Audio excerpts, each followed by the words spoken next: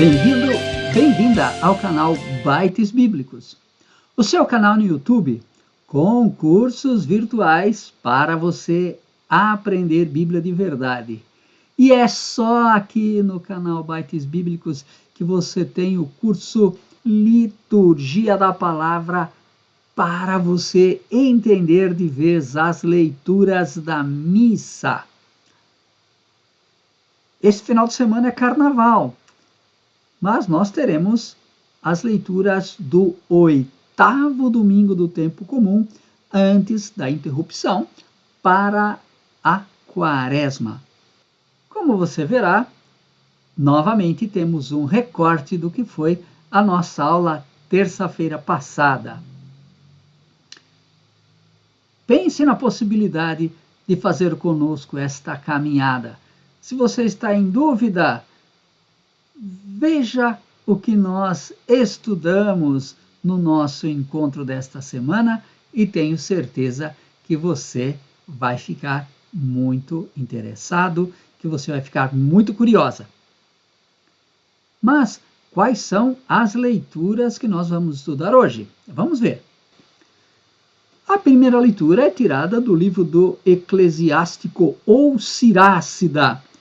Nós vamos depois conversar sobre isso. É um livro muito interessante lá do Antigo Testamento, mas pouco conhecido.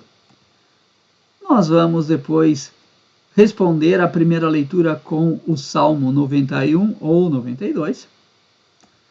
Vamos encerrar o longo discurso de Paulo sobre a ressurreição, a longa catequese do capítulo 15 da primeira carta aos Coríntios.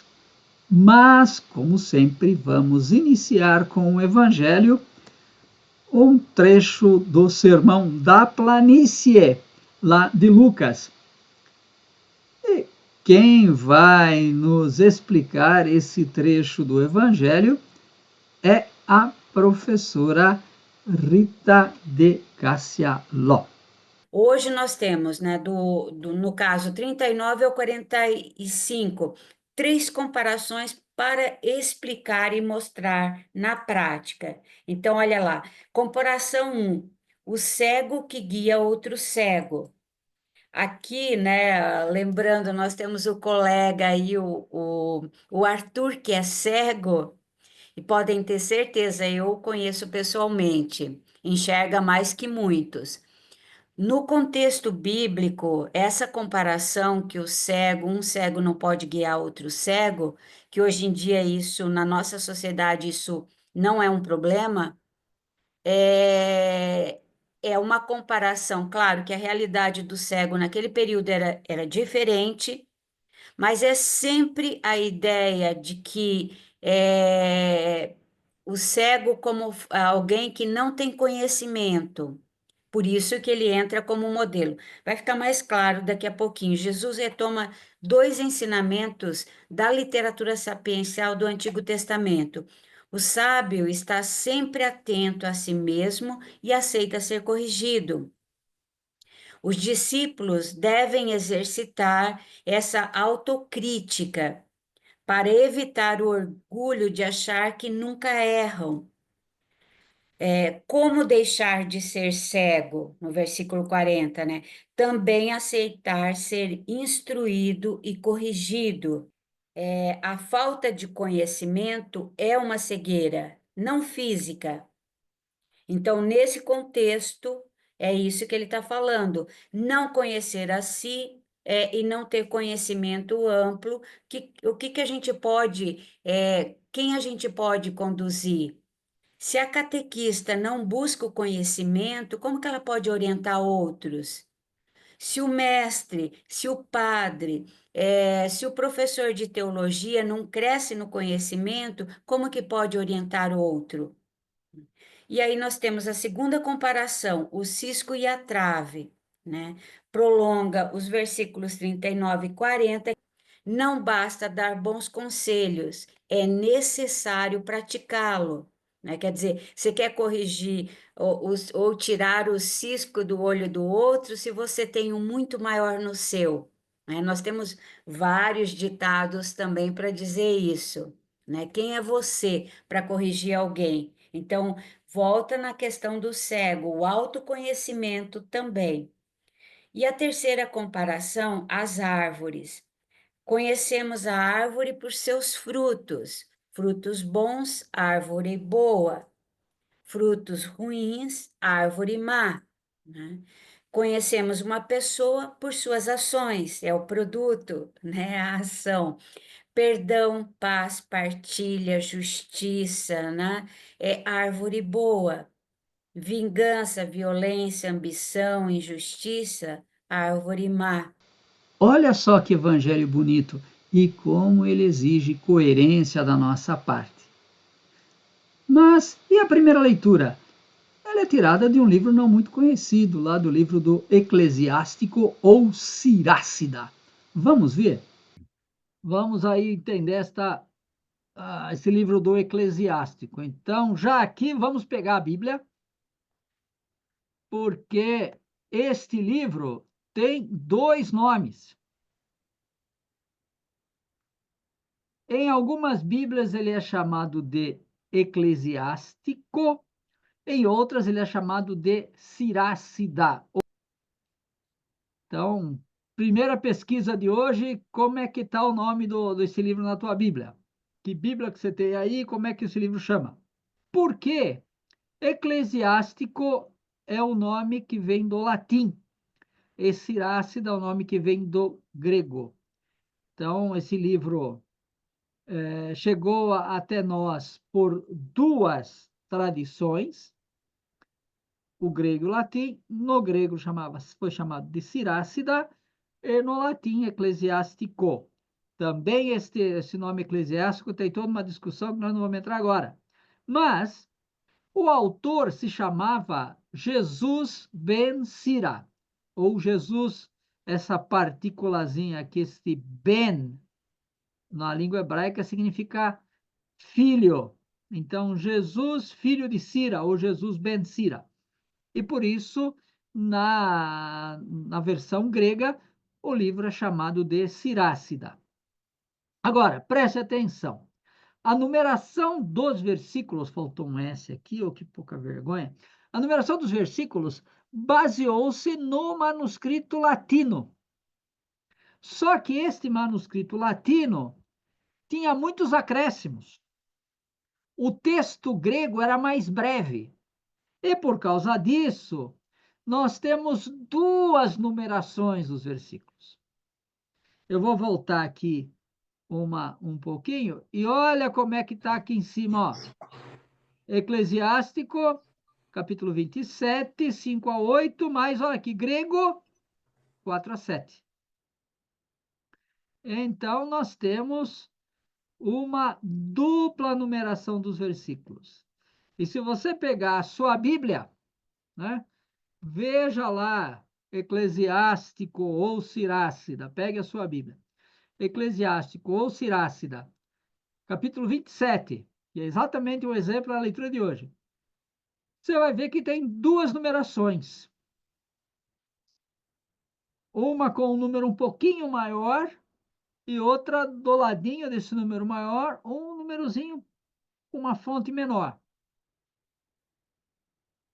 Então, se na sua Bíblia estiver o número maior, no nosso caso aqui, se o primeiro versículo da leitura de hoje tiver o número 5 maior e do ladinho o número 4 com uma fonte reduzida, significa que esta sua Bíblia está seguindo a numeração dos versículos da Bíblia latina. Mas, se na sua Bíblia estiver número 4 maior e do ladinho, em fonte menor, o número 5, significa que esta Bíblia está seguindo a numeração do manuscrito grego. Pois muito bem. Quem é este Jesus Ben Sira? Esse Jesus Ben Sira, nós eventualmente vamos voltar a falar dele, mas esse foi um sábio, um professor de sabedoria, que viveu em Jerusalém. E entre os anos 190 e 180, ele escreveu um livro para rebater o fascínio da cultura greco-helenista. Os jovens estavam fascinados, empolgados com a filosofia grega, com os heróis gregos, com a mitologia grega, e ele escreve, então, um livro para demonstrar que a Torá judaica não é inferior à filosofia grega. As tradições de Israel não são inferiores às tradições da Grécia. Os heróis de Israel não são inferiores aos heróis gregos. Então, ele quer mostrar, escreve um livro sapiencial para mostrar que a sabedoria de Israel, a lei de Israel, é conhecimento de altíssimo nível e não perde nada para a filosofia grega. E é nesse contexto, então, que nós temos que entender a leitura de hoje, né?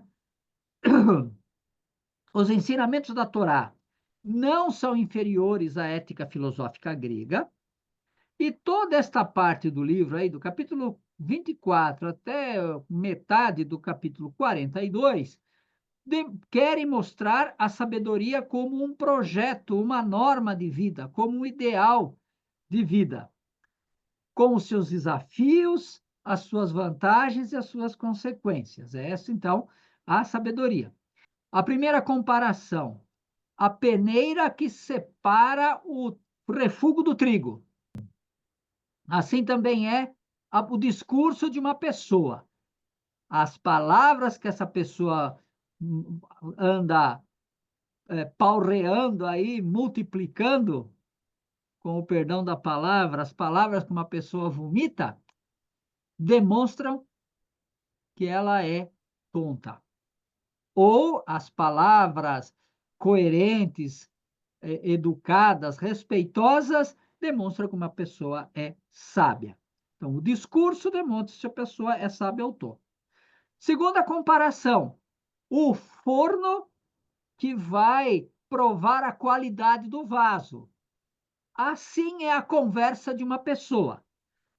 Prova e comprova o caráter que ela tem.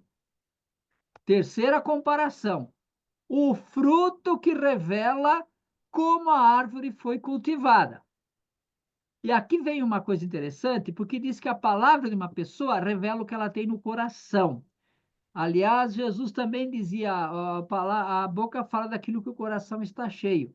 E é importante que coração não é o órgão do sentimento, não é coisa que fica batendo quando a gente está apaixonado, né? Coração, na linguagem bíblica, significa mente. É aquilo que nós chamaríamos o cérebro, né? Tanto que já falamos disso, quando você se lembra de alguma coisa, você recorda, coloca no coração. Quando duas pessoas têm a mesma opinião, elas concordam.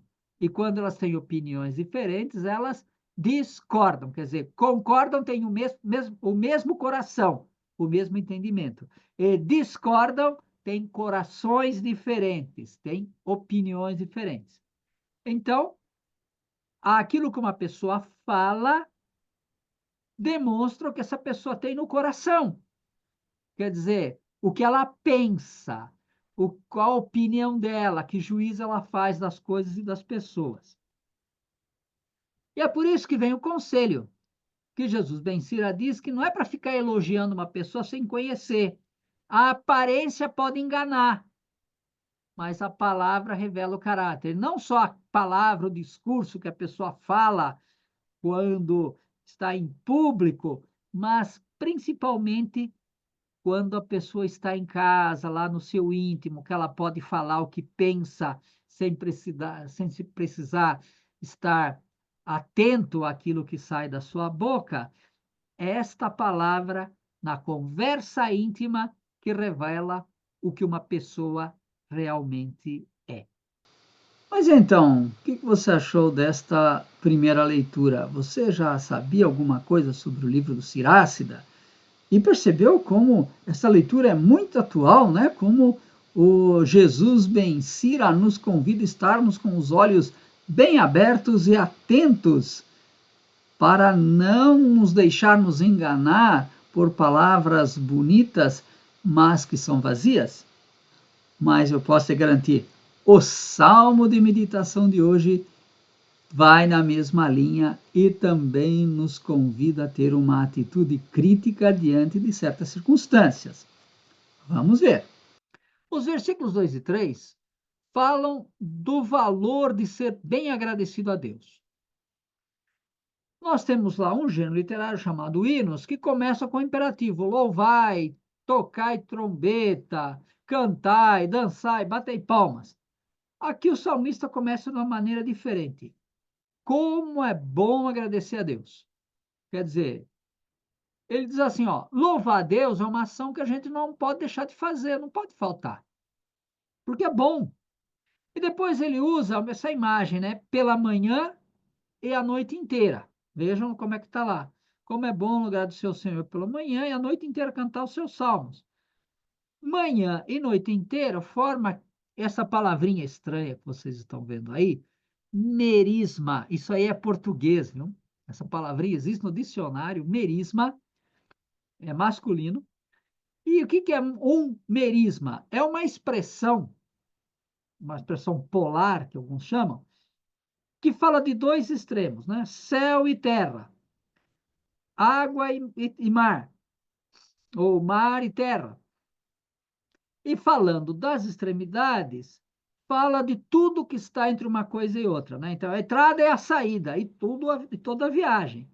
Então, manhã e noite quer dizer a vida inteira, o dia inteiro, em todos os momentos, alegres e tristes, em todas as situações, boas e ruins. É bom agradecer a Deus em todas as circunstâncias, mesmo quando a gente está triste, agradecer a Deus. Olha que ensinamento curioso. A nossa liturgia dá um salto do versículo 4, vai lá para o versículo 13 e vai usar uma comparação que nós já vimos 15 dias atrás. As comparações das árvores que nós vimos lá na primeira leitura de Jeremias e no Salmo, lá no Salmo 1, que diz assim, né, que o justo é como a árvore plantada junto à torrente de água, sempre verde, dá folha, dá fruto, não teme o tempo da seca e da falta de chuva. Mas aqui neste salmo não fala que o justo está plantado na torrente. Aqui fala que o justo está plantado no templo. É uma coisa legal, curiosa, que nós vamos ver daqui a pouquinho. Quer dizer, o justo está plantado na casa do Senhor, significa o justo é a pessoa que é fiel à Torá, que obedece os mandamentos, que é fiel a Deus. Quer dizer, a pessoa justa está enraizada nos mandamentos, na religião, na prática sincera da fé. E, consequência, o justo é reconhecido, reconhece a Deus, é agradecido a Deus. E ele sabe que, o justo sabe que o verdadeiro justo é o Senhor Javé. Tem uma frase lá no Salmo: justo mesmo é o Senhor Javé. Quer dizer, o único justo é Javé. E por isso, o Salmo começa com um reconhecimento, como é bom louvar, e termina com outro reconhecimento. Só Javé é justo e bom. E por isso, o Salmo ensina, vale a pena confiar. Pois é, que salmo bonito, né? Mas a segunda leitura lá da carta de Paulo aos Coríntios também é muito atual. Na leitura nossa de hoje, no versículo 54, do A até o D, o que significa ressuscitar? É ganhar um outro corpo? Paulo diz não. Este mesmo corpo será transformado, né? De corruptível para incorruptível, de mortal para imortal. O nosso corpo ressuscitará. Nos versículos 54 a 55, isso prova que a escritura está certa, mas qual escritura? Paulo faz uma leitura tipicamente judaica dos profetas. Dois textos com a mesma palavra se explicam mutuamente. Paulo faz uma adaptação do livro e funde o texto de Isaías e Oséias, né? No caso, Isaías, no capítulo 25, versículo 8, esse sim dá para conferir antes de dormir, diz: aniquilará a morte para sempre, né? A morte foi tragada pela vitória. E Oséias, lá no capítulo 13 de Oséias, onde a tua peste, ó morte, onde a tua destruição, ó inferno, né? Então, onde a vitória, ó morte, onde o teu aguilhão, ó morte, né? Não agrião, mas aguilhão. Emparelhados, eles se explicam mutuamente. O nosso destino não é a morte, o Sheol, o Hades, o inferno. No versículo 56, 57, um raciocínio em forma de cascata. O aguilhão é o pecado, a força do pecado é a lei. Cristo nos livra da lei, nos livra do pecado e do aguilhão da morte, né? Paulo é contra os mandamentos da lei? Não. Paulo é contra o legalismo. Isso a gente, porque é comum, principalmente na carta aos Romanos, mas em toda a literatura paulina, nós percebemos o quanto Paulo diz que a lei mata. Mas não são os mandamentos, não são as orientações em relação ao mandamento, mas o legalismo, o exagero, né? É colocar as minúcias acima do amor, né? É mais importante o cumprimento da toalha do altar do que preparar uma celebração, acolher bem o povo e tudo mais. É esses detalhes que matam. O versículo 58, consequências para a nossa vida prática. Sejamos inabaláveis em fazer a vontade do Senhor, não é em vão. Paulo, em todas as cartas autênticas de Paulo, ele fala muito que a lei mata, o pecado está na lei. Então, por isso que a lei é todos aqueles preceitos que o judaísmo foi acrescentando. Então, a questão quantos preceitos? São 700, né? 613. 613 preceitos em cima dos 10 mandamentos. Então, tem que se purificar. Tudo bem.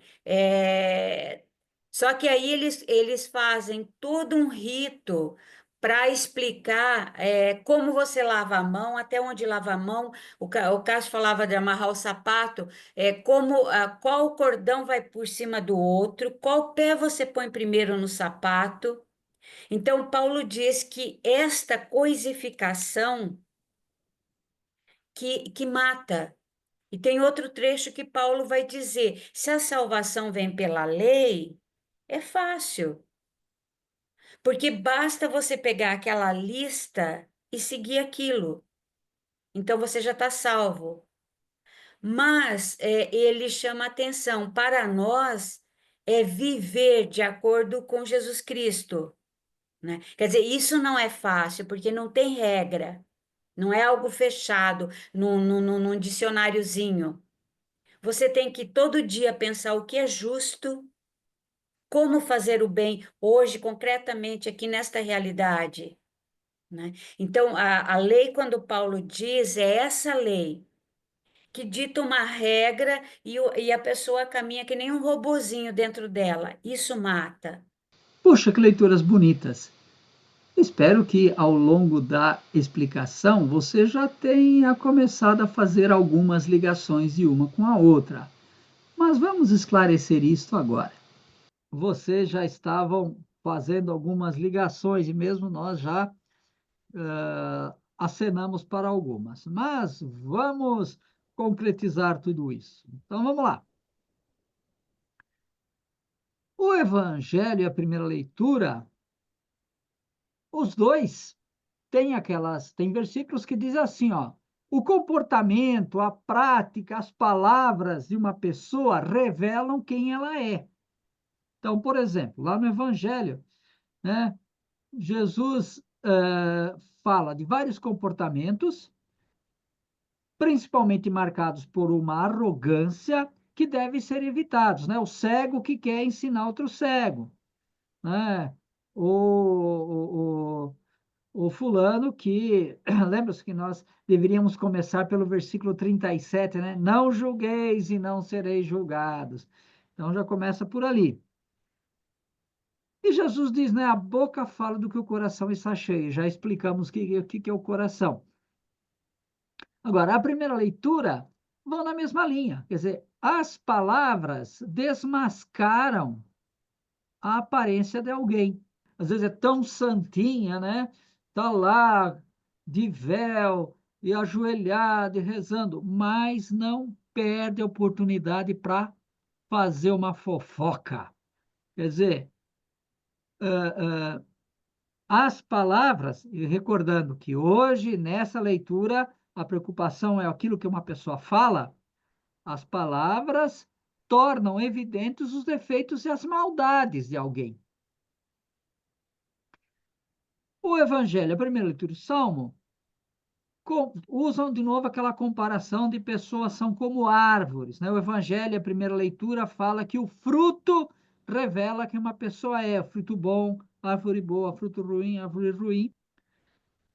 E o Salmo diz que o justo, ah, mesmo na velhice, produz fruto. E a segunda leitura, tendo como ponto de partida a ressurreição dos mortos, que nos vem, Paulo vai insistir, nós ressuscitamos pela nossa adesão em Cristo, não pelo legalismo, não porque cumprimos regrinhas, não porque ficamos aí fanáticos, fissurados, fundamentalistas, cumprindo obrigações, mas pela nossa coerência com a nossa fé em Cristo.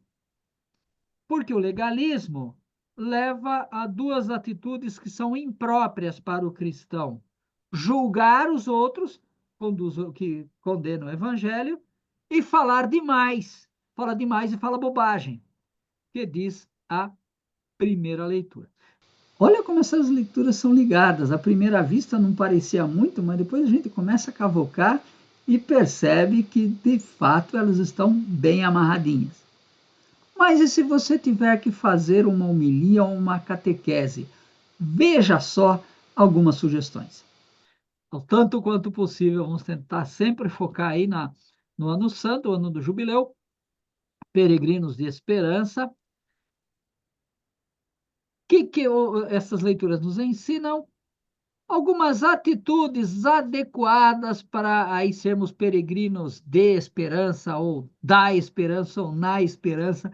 Aí a preposiçãozinha muda alguma nuance, mas o que essas leituras nos ensinam para a nossa prática aqui para o ano jubilar? Em primeiro lugar, vamos recordar, o Evangelho é um convite para estarmos atentos a nós mesmos. Cada um observe a si mesmo, né? Para evitar o perigo constante de julgar, de ser arrogante, de se considerar superior aos outros. Então, o Evangelho. A primeira leitura é um convite a estarmos atentos aos outros. O Evangelho é um convite a estar atentos a nós mesmos. Primeira leitura é um convite a estar atento aos outros. Quer dizer, para não nos deixarmos guiar por quem tem palavras de idiotas, né? Por quem tem um comportamento idiota, porque tem palavra idiota, e a gente ainda acredita nesse tipo de pessoa. A gente ainda dá corda, a gente ainda confia. Então, a primeira leitura é um alerta. O Salmo é um convite para praticar sempre a justiça, né? para que o nosso louvor seja agradável a Deus. Não adianta a gente multiplicar a palavra rezando e não cumprir a justiça, não praticar o amor, não praticar o perdão. A nossa reza não vale nada. E, por fim, a segunda leitura, aquele convite, né? Empenhar-se na obra do Senhor, embora Paulo não explique o que é. De qualquer forma, significa darmos verdadeiro testemunho da nossa fé na ressurreição. Antes de nos despedirmos, um bônus para o nosso encontro de hoje. De onde vem a festa do carnaval? Ah, não venha com essa história de que é a festa da carne, carnevale, e daí virou festa de pecado da carne antes da quaresma. Esqueça tudo isso. Para entender, nós temos que voltar lá no Antigo Egito. Os egípcios antigos tinham um panteão enorme e uma das grandes deusas do panteão egípcio era a deusa Ísis. E essa deusa Ísis tinha uma festa ligada à cheia do Rio Nilo. Uma vez por ano, uma procissão de barcos descia o Rio Nilo até o templo, principalmente o templo de Philae, o principal templo da deusa Ísis, numa pequena ilha. E lá, quando chegava a procissão, aquele barco onde estava a imagem da deusa Ísis era tirado d'água, colocado em cima de rodas e seguia em procissão até o templo. Quando o Egito foi dominado pelos romanos, os romanos chamaram este barco em cima de rodas de carros navales. Traduzindo para nós, carro naval. Esta festa da deusa Ísis era normalmente no dia 5 de março. E esta festa foi muito celebrada, inclusive em Roma, até o século IV. Mas isso criou um problema, porque 5 de março já era tempo de quaresma para os cristãos. Então, quando o cristianismo se impôs, o que aconteceu? Criou-se um inconveniente, porque os cristãos em quaresma já e a sociedade civil fazendo festa para a deusa Ísis no dia 5 de março, já com a quaresma em andamento. A igreja fez o que sempre faz: adaptar-se. A festa já existia, mas entraram num acordo. O carro naval de Ísis saía antes do início da quaresma. Então, se a quaresma começava na metade de fevereiro, o carro naval de Ísis saía no início de fevereiro. Como este ano a quaresma começa um pouco mais tarde, o carro naval de Ísis saía um pouco mais tarde. Então vejo que não tem nada a ver com festa da carne, com orgia, não tem nada a ver com concupiscência. Era uma manifestação religiosa que já existia e com a chegada e a supremacia do cristianismo, esta festa foi mantida, mas a sua data foi adaptada. E então, você já tinha escutado falar da festa do carro naval do Antigo Egito? Pois é, acho que essa explicação vale um joinha, não vale? Ou, melhor, vale a sua inscrição para o nosso canal. Mais ainda, vale que você marque o sininho para receber notificações e compartilhe este vídeo com amigos, com os irmãos de comunidade, com o diácono, com o pároco da sua igreja. E por que não, um comentário dizendo se gostou, se não gostou, se foi novidade. Espero que você aproveite bem este carnaval. Não precisa ficar preocupado, porque não é pecado se você souber brincar bem. E se a festa for boa, pode me convidar, que talvez eu apareça. Bom carnaval para você!